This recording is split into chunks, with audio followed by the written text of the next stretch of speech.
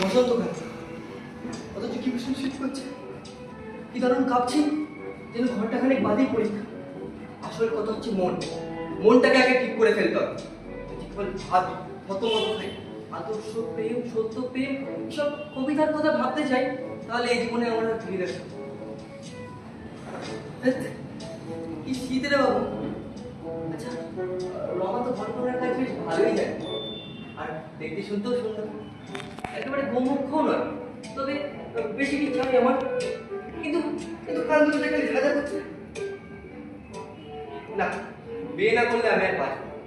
প্রথমত বয়সটা 20 মাস শুরু, যাকে বলে একেবারে ক্রিটিক্যাল দিচ্ছি। দ্বিতীয়ত আমার যাকে ভালো বাংলায় বলে একটা শান্তিপূর্ণ নিয়মিত জীবন দরকার। আমার আবার